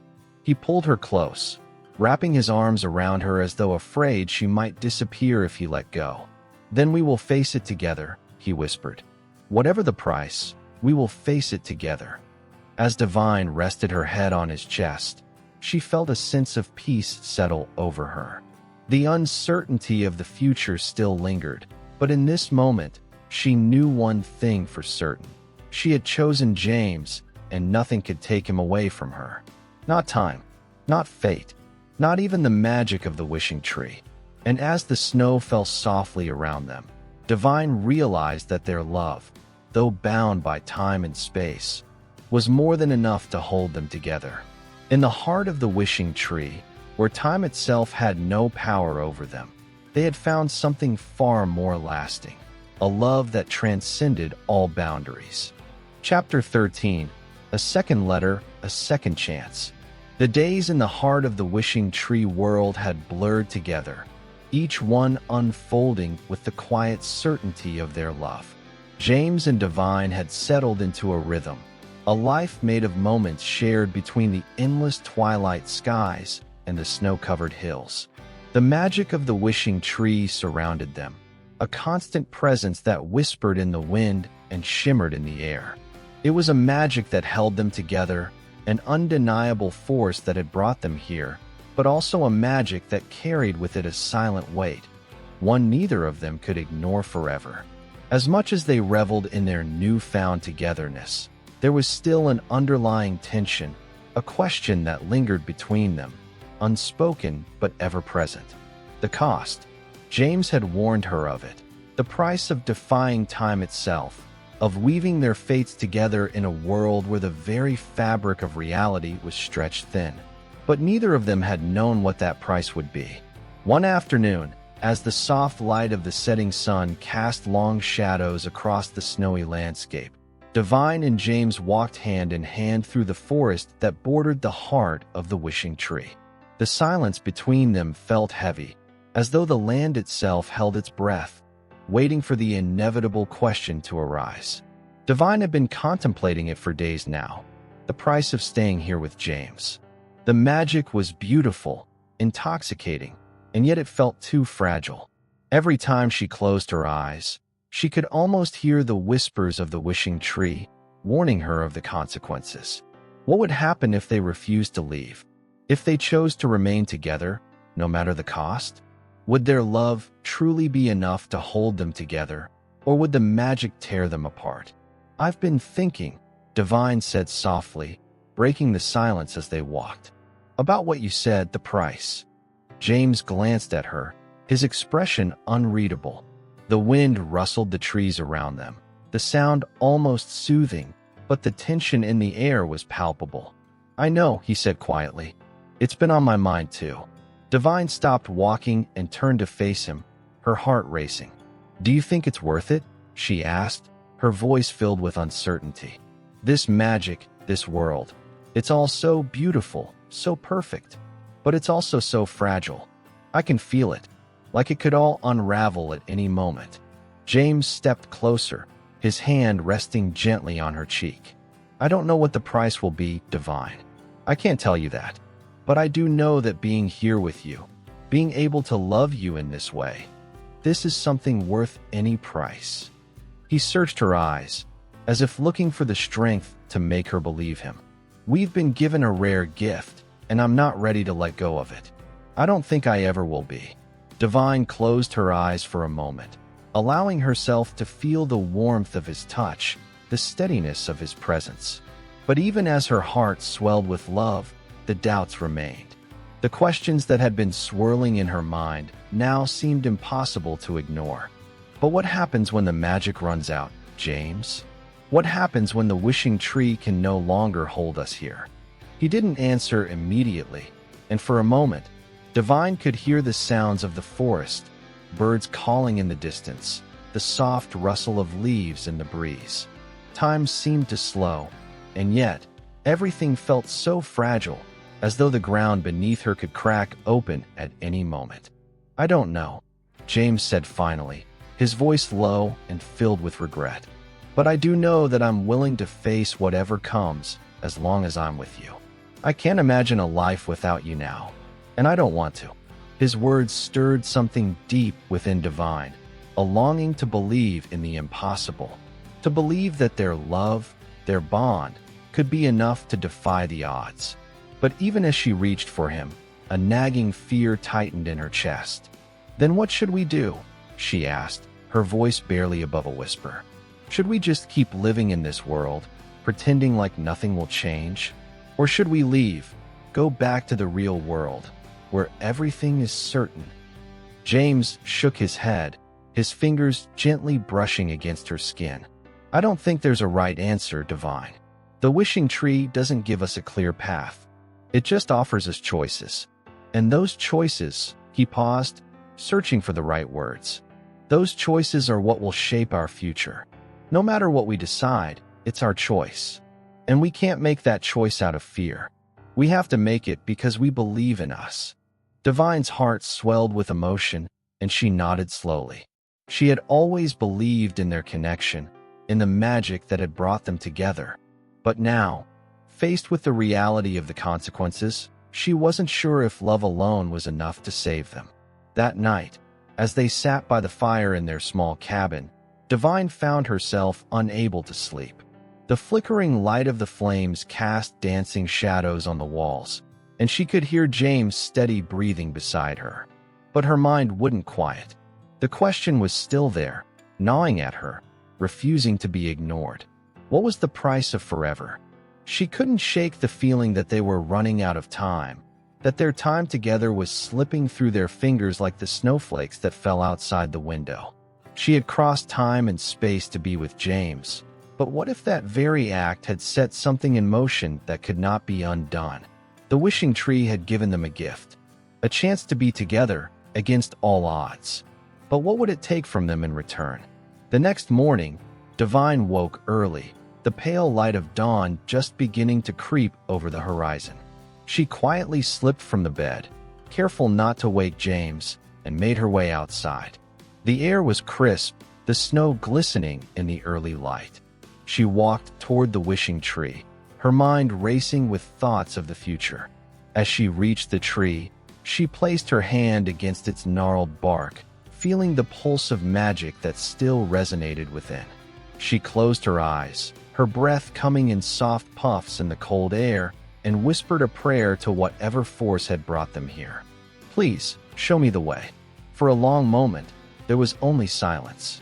Then, as if in response, the wind picked up, swirling around her, and the ground beneath her feet seemed to hum with energy. The wishing tree had heard her. The magic was alive. But was it enough to keep them together? Chapter 14, A Promise Between Eras. The morning after her quiet prayer to the wishing tree, Divine's heart felt heavy with a new kind of uncertainty. She had stood there for hours, her fingers pressed to the bark of the ancient tree, hoping for a sign, an answer, anything that would tell her what to do next. The air had felt thick with magic, yet there was no clear direction. The only certainty was the silent weight of the choice ahead of her. She had always believed in fate, in the idea that there was something more at play than just chance. But now, standing here on the precipice of the unknown, she wondered if fate had a way of pulling people apart as easily as it could bring them together. Could the magic of the wishing tree really be enough to keep them safe from the forces of time? Or was it, as James had warned, a fragile thing, ready to shatter at the first sign of doubt? As Divine returned to the cabin, the wind biting at her cheeks, her thoughts swirled. James was still asleep, his breathing slow and steady, the fire from the night before now reduced to a low glow. She wanted so much to believe in their love, to believe that this magic, this miraculous second chance, could last forever. But deep down, she knew that nothing, not even magic, was without its price. She stood by the window, looking out over the snow-covered landscape. The beauty of the world around her seemed almost unreal in its perfection, as if it were a painting too beautiful to be true. But the longer she stayed in this world, the more she began to sense the cracks, the fragility of their situation, the weight of the choices they would soon have to make. James stirred behind her, his footsteps soft on the wooden floor as he approached. His presence, like always, was a grounding force, a steady pulse of warmth in the coldness of the world.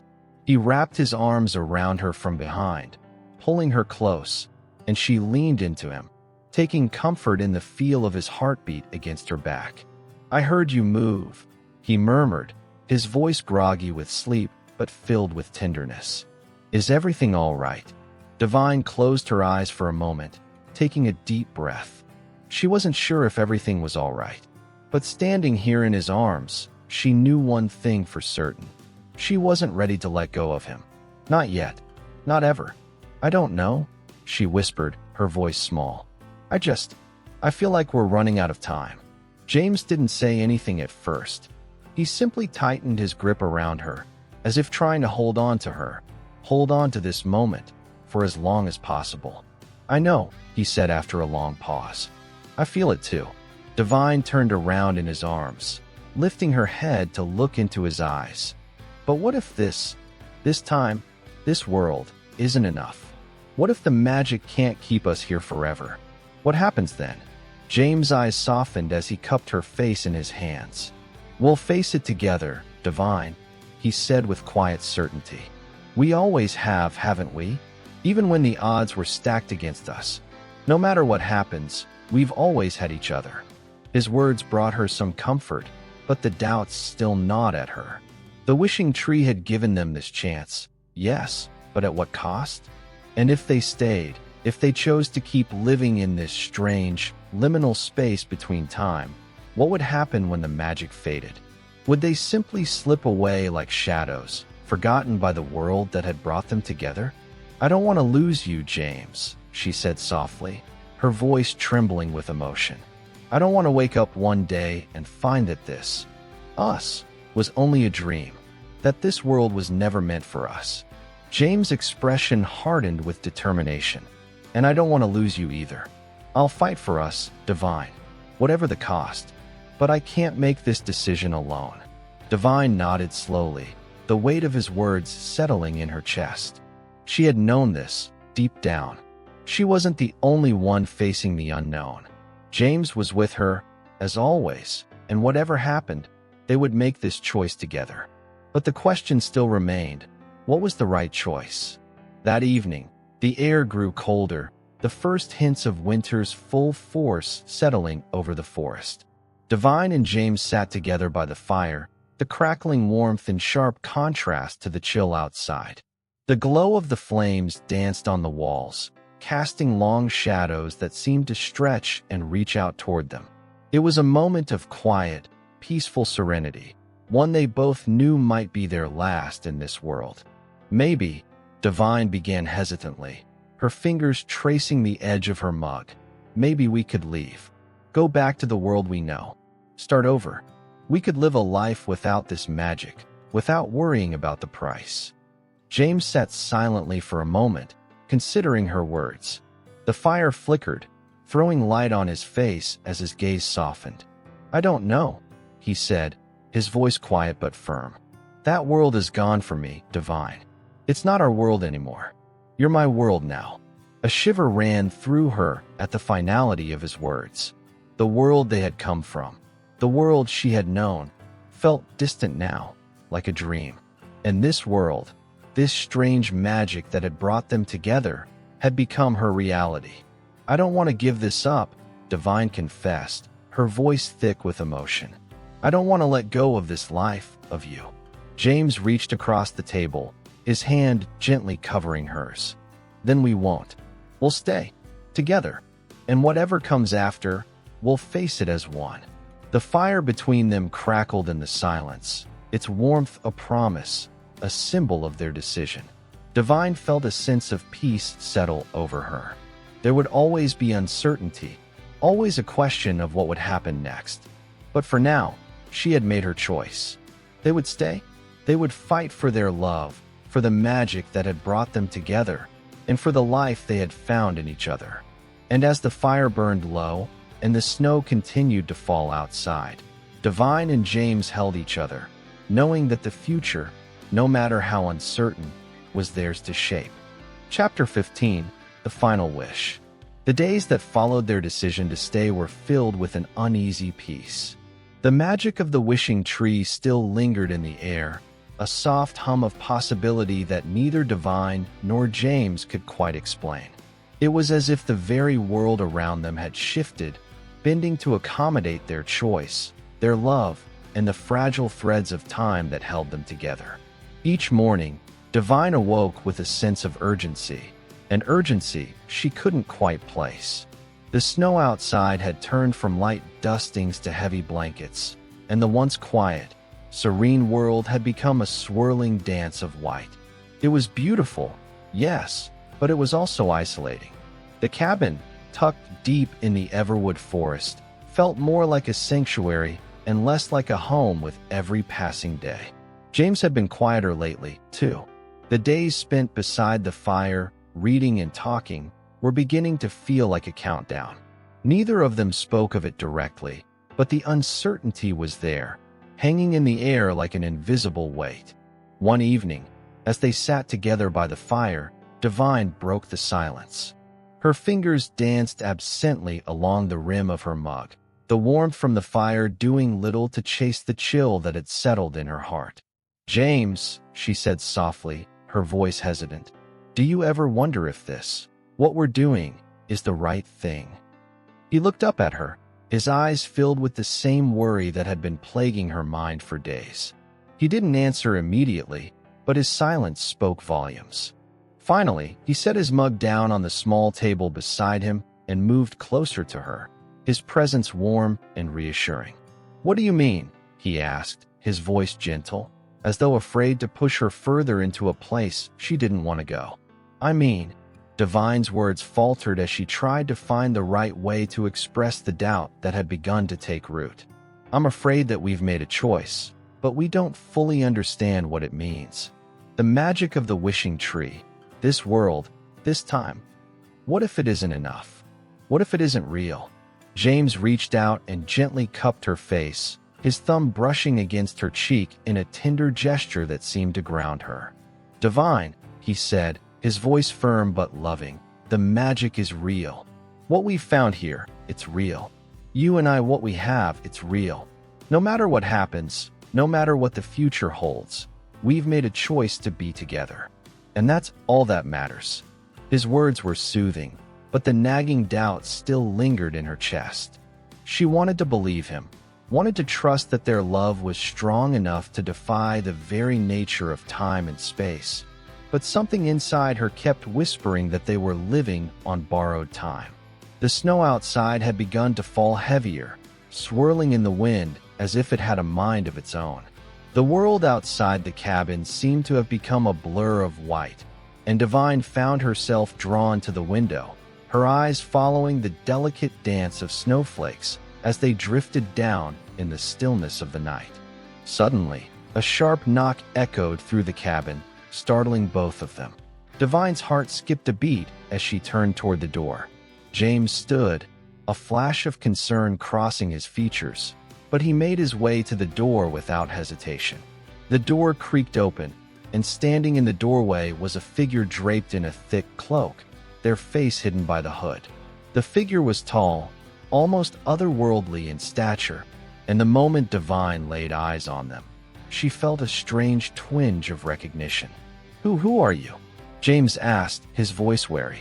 The figure's voice was low and melodic, carrying an unfamiliar accent that sent a shiver down Divine's spine. "I am a messenger," they said simply, their gaze sweeping over both of them as though weighing something invisible in the air. "I have come with a message for Divine and James." Divine felt a chill crawl up her spine, though not from the cold. It was as if something ancient had arrived, bringing with it a warning. The messenger stepped forward into the warmth of the cabin, and Divine's heart raced. There was something unnerving in their presence, something that made the air grow still. "What message do you bring?" Divine managed to ask, her voice trembling despite her best efforts to sound composed. The figure tilted their head, the shadows of the hood obscuring most of their face, but their eyes, sharp, knowing, held Divine's gaze.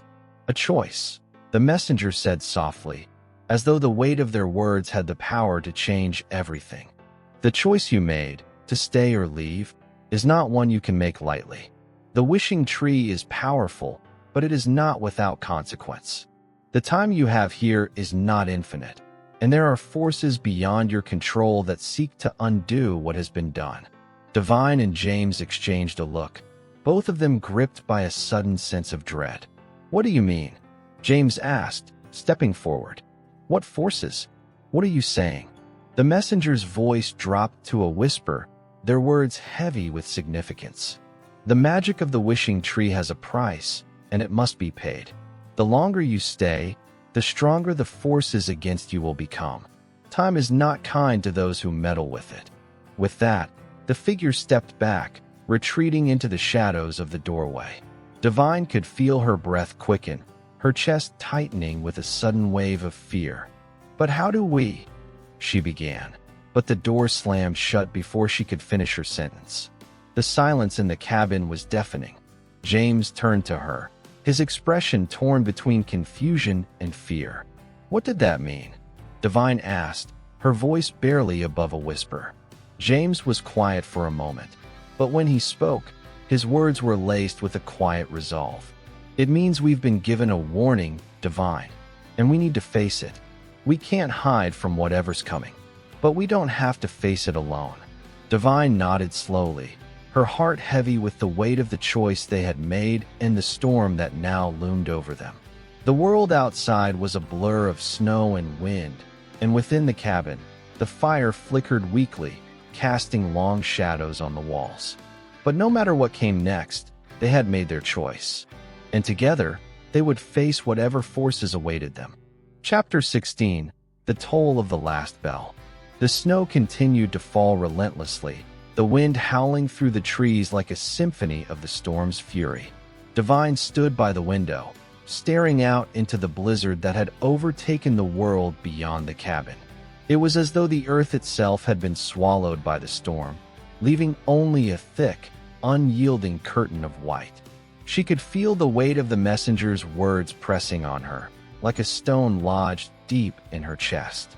Time was not kind to those who meddled with it. The forces against them were growing stronger, and Divine had no idea what that meant for their future. What were these forces? How could they fight something they didn't fully understand? James had been quiet since the messenger had left. They had both retreated to their corners, each lost in thought. He had gone to stoke the fire, his movements mechanical, as though he were trying to keep himself busy to avoid thinking about what was to come. Divine could feel the tension between them, thick and heavy, as if the very air around them had turned electric. "James," her voice cut through the silence, fragile and uncertain. He looked up, his eyes tired but still filled with the same warmth that had drawn her to him all those days ago. "Yes." "What do we do now?" she asked, her voice barely above a whisper. "We can't just ignore what we've been told.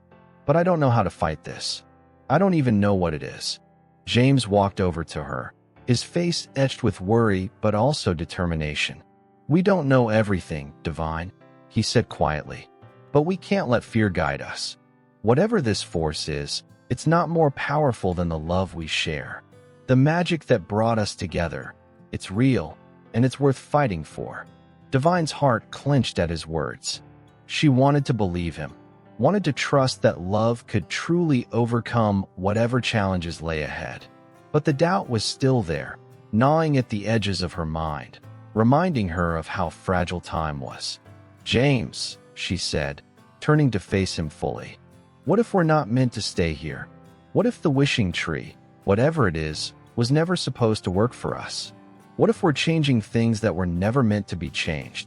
His hand found hers, warm and grounding. "Divine," he said softly, "the wishing tree gave us a chance. And I don't believe that we were meant to be torn apart. I believe that the magic is here for a reason.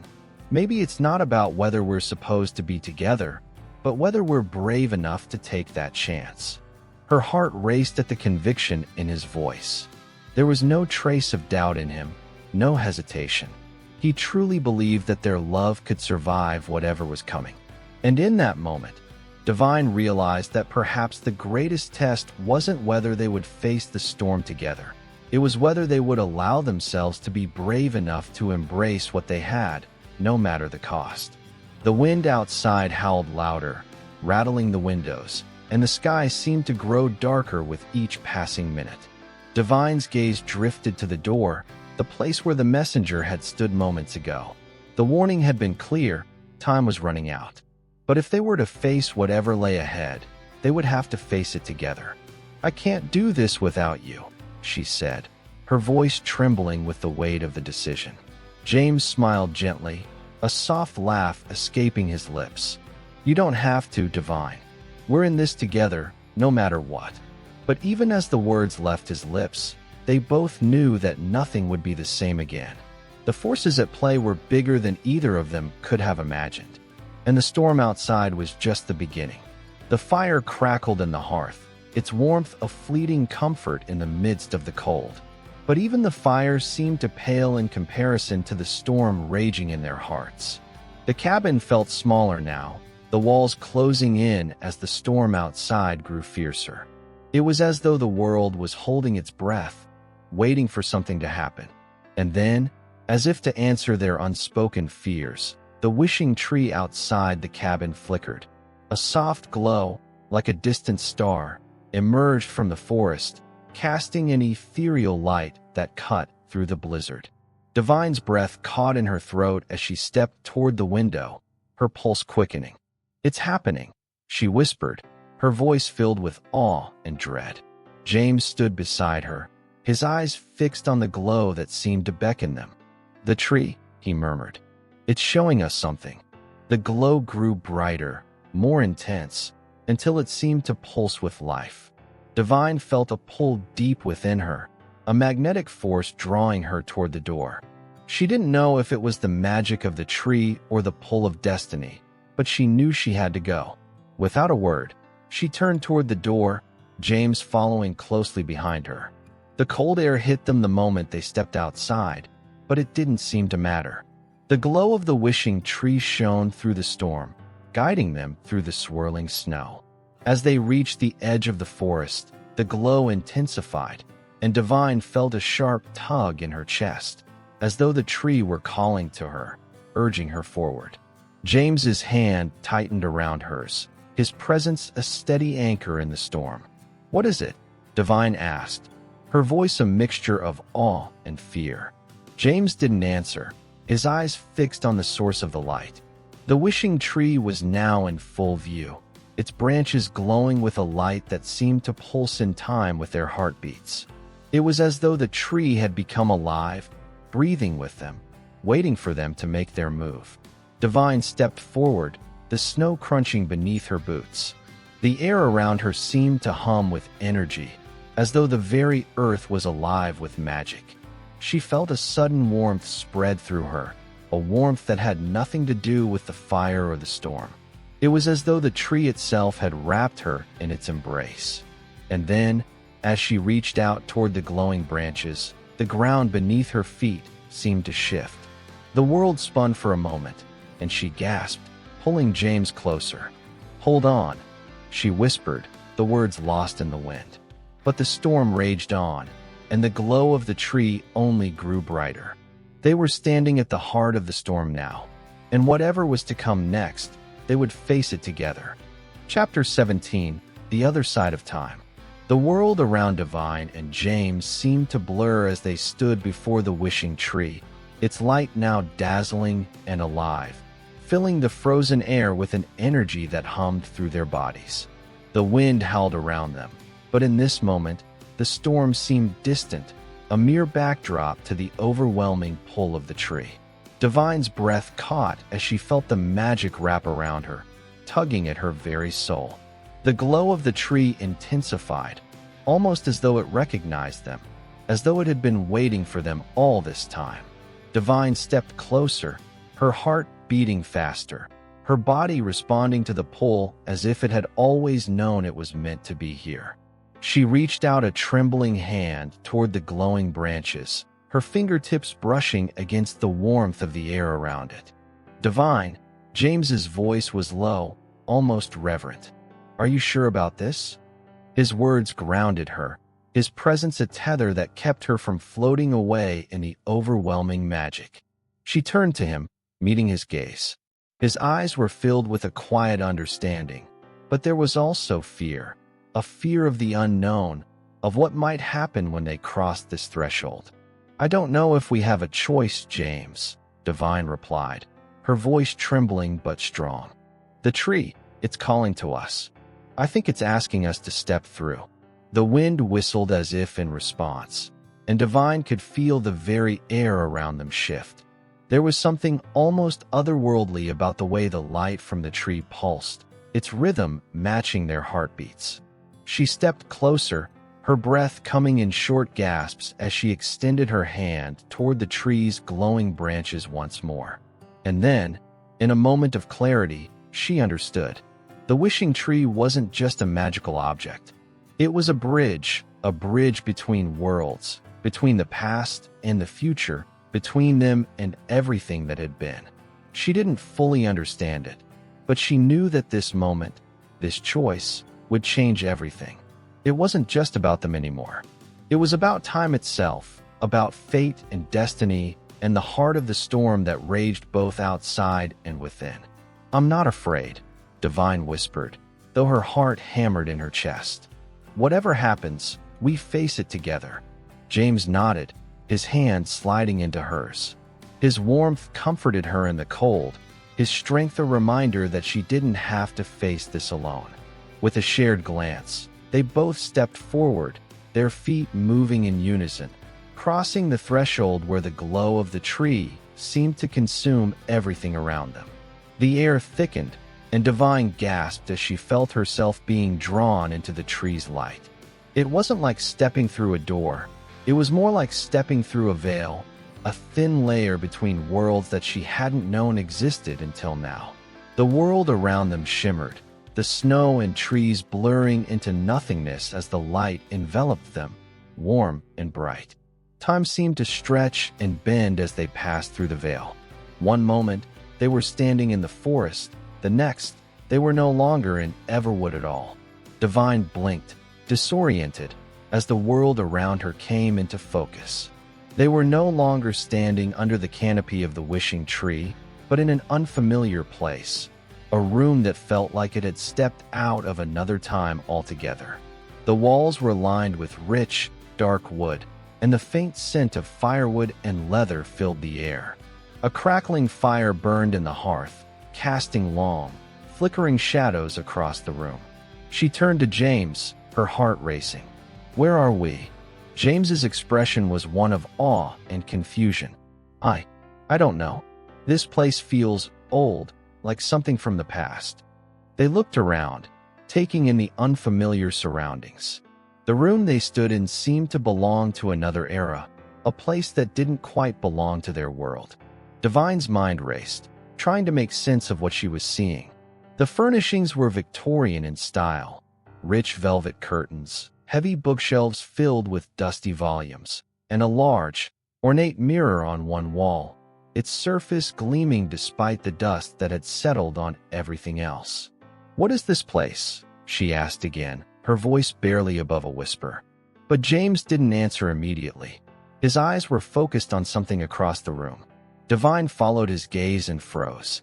At the far end of the room, sitting on a small table, was a framed photograph, one that seemed to be older than the room itself. The edges were yellowed with age, the image faint but recognizable. Divine's breath caught in her throat as she realized what she was looking at. It was a photograph of her, of Divine. She stepped forward, her pulse quickening as she reached for the frame. The moment her fingers brushed against the glass, a sharp jolt ran through her, and the room seemed to shimmer again, as if the air itself was shifting. James stepped forward too, his face pale. "Divine, that's you." "I don't understand," Divine murmured, her voice barely audible. "How is that possible?" The photograph seemed to pulse with the same energy that had surrounded them when they crossed through the veil. She felt a strange connection to it, a sense of recognition that sent chills down her spine. The more she stared at it, the more the photograph seemed to come alive. She could almost hear the whispers of the past, faint voices echoing from a time she had never known. Suddenly, a figure appeared in the reflection of the mirror, startling Divine and James. The figure was a woman, but not just any woman. She looked just like Divine, but older, wiser, with a sad expression on her face. "Who are you?" Divine breathed, her heart hammering in her chest. The woman in the mirror smiled gently, though there was an air of sorrow in her gaze. She seemed to be beckoning Divine closer, as if urging her to understand something, to see something that had been hidden. Then, the figure in the mirror spoke, her voice soft but clear. "You are the key, Divine.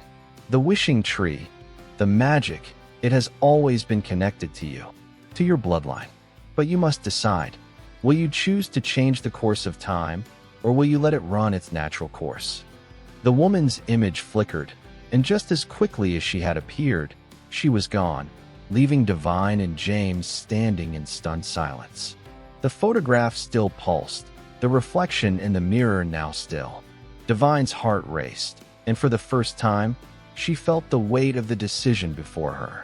She wasn't just a bystander in this story. She was part of it, part of something larger than herself, something that had been set in motion long before she had ever stepped foot in Everwood. Time was a fragile thing, and the veil between past and future was thinner than she had ever imagined. Now, she understood what she had to do. It was time to choose. Chapter 18, Christmas in 1899. Divine stood in front of the mirror, staring at her reflection with a mixture of awe and disbelief.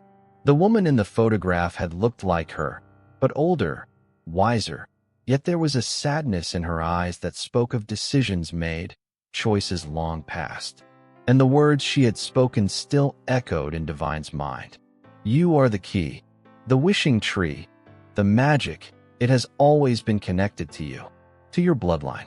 But you must decide. Will you choose to change the course of time, or will you let it run its natural course?" What did that mean?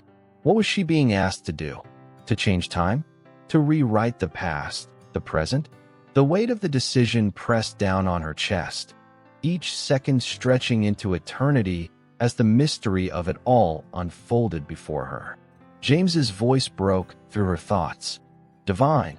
She turned to find him standing just behind her, his face etched with the same confusion and worry she felt.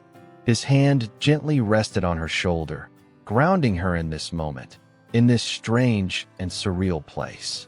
"I don't know what this all means," Divine whispered. "I don't know what I'm supposed to do." James took a step closer, his presence a steady reassurance. "We don't have to understand everything. We just need to trust that whatever happens next, we face it together."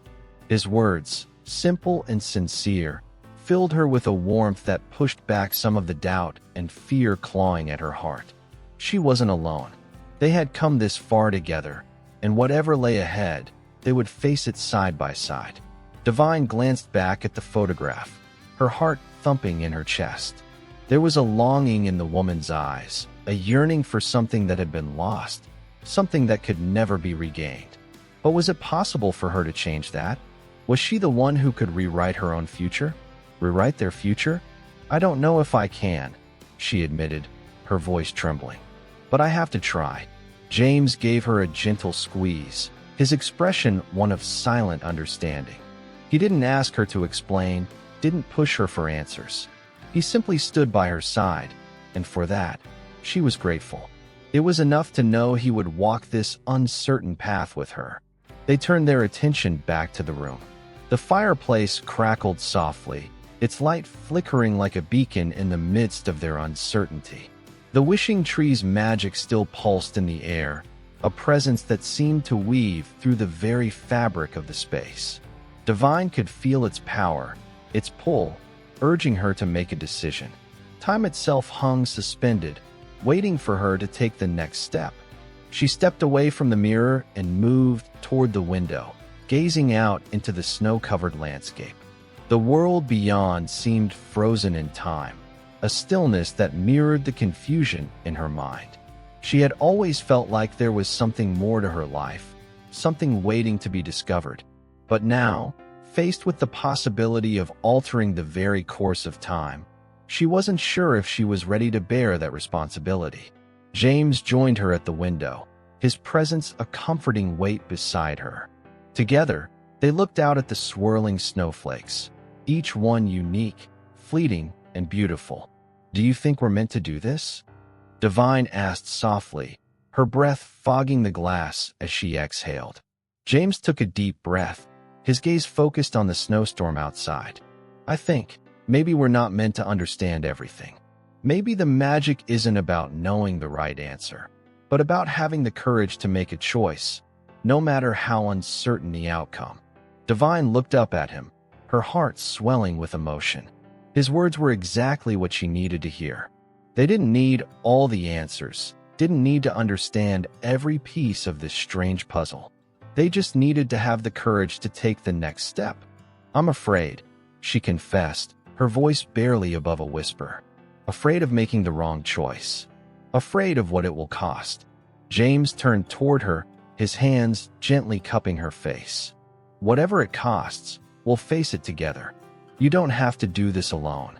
His words were a promise, a vow that whatever happened, they would be in this together. Divine closed her eyes for a moment, letting his words wash over her. She had known fear, pain, and loss. But she had also known love, hope, and the strength that came from being loved and loving in return. And in this moment, she realized that it wasn't just the power of the wishing tree that could change her fate. It was the power of love, of connection, of choosing to move forward in the face of the unknown. She nodded, her heart steadying. "Then let's choose. Let's choose to face the future." James smiled, a look of quiet relief in his eyes. Together, with a final look out the window, Divine turned back toward the room. The wishing tree's light beckoned to her once more, its energy calling her to make her choice. She stepped toward it, James by her side, and as they crossed the threshold, she felt a surge of power. This was it, the moment where everything would change.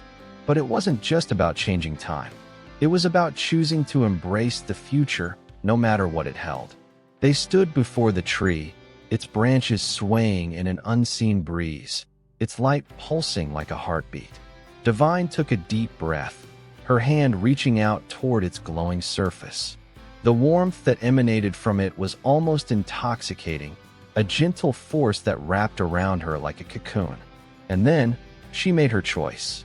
With her fingers touching the tree's light, the world around them seemed to shift. The air grew thick, and time bent in strange, dizzying patterns. Divine could feel herself being pulled into something larger than herself, something infinite. And as the light consumed them, she understood. The wishing tree was not just a bridge to the past or the future. It was a bridge to possibility, to the endless potential of what could be. And now, with her heart open, her mind clear, and her love beside her, Divine knew that whatever the future held, it was hers to shape. Together, with James, she would make a new wish, a wish for a future they could build together. Chapter 19. Everwood's Eternal Secret. The world outside the window had turned into a blanket of pure white. Snow fell in soft, gentle flurries, covering the earth in a pristine silence. It was Christmas morning, and the house was alive with the quiet hum of peace and contentment. Divine stood by the window, her gaze lost in the winter landscape that stretched out before her, but her heart was anchored firmly to the present, to this very moment. It had been a week since that fateful night, when she and James had made their choice in front of the wishing tree. A week since their lives had irrevocably changed, since the threads of time and fate had woven them together in a way neither of them had expected. The magic of the tree had not simply altered time. It had unlocked something deeper within them, a connection that transcended the bounds of time itself. Divine turned to look at James, who was sitting by the fire, his eyes warm as he watched her. His presence was a constant reassurance, like the glow of the hearth that had kept them both grounded during the most turbulent of times. They had made it through the storm, and now they were here, together, on this perfect Christmas morning. The clock on the mantel struck 10, its chimes a gentle reminder that the world was moving forward, and with it, their new life.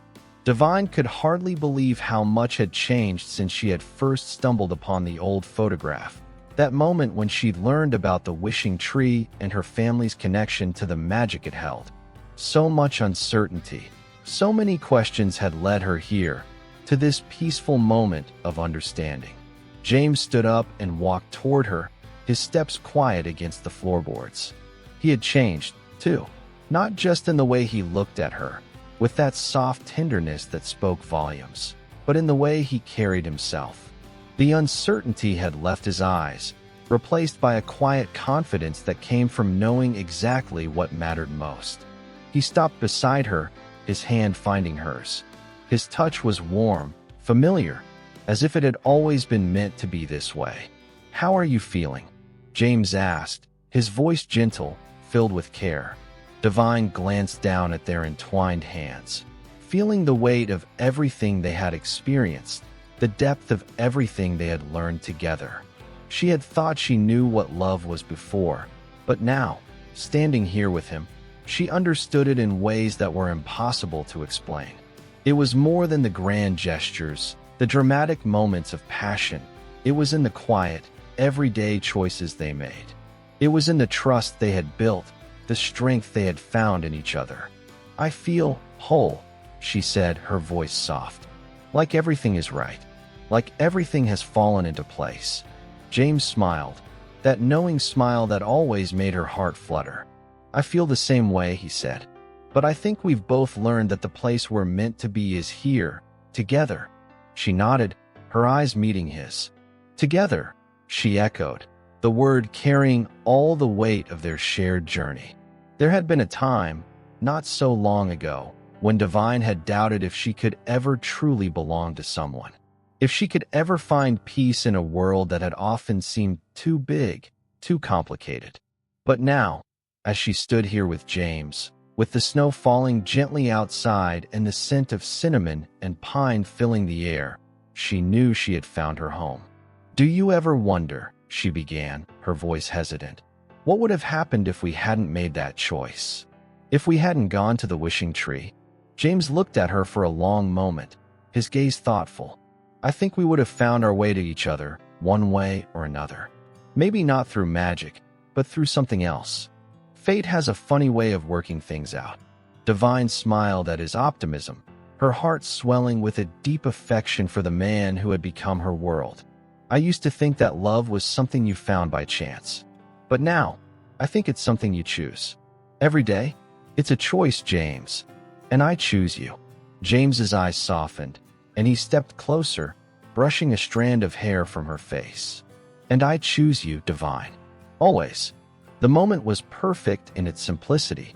There were no grand gestures needed, no fireworks, no dramatic declarations. There was only the quiet certainty of two souls who had found each other, who had chosen each other in the face of uncertainty. And that, Divine realized, was enough. The fire crackled softly in the background as they stood together, the warmth of their love filling the room. Outside, the snow continued to fall, covering the world in a blanket of white, as if nature itself was marking the beginning of a new chapter for them. Divine leaned into James, resting her head on his shoulder. They had faced the unknown together, and now they had the chance to write their own story, to create their own future. The wishing tree had shown them that the magic wasn't in the past, nor in the future, but in the choices they made, in the love they nurtured, in the lives they built together. As they stood there, wrapped in each other's embrace, Divine knew that this Christmas, the wish she had made, the wish for love, for belonging, had come true in ways she had never expected. And in that moment, she realized that she had everything she needed: a love that would last a lifetime, and a future bright and full of possibility. "Happy Christmas," she whispered, her voice full of quiet wonder. James kissed the top of her head, his voice low and warm. "Merry Christmas, Divine. This is just the beginning." And as they stood together, surrounded by the warmth of their love, the world outside continued to blanket itself in snow. It was the perfect end to their Christmas journey and the beginning of a new one.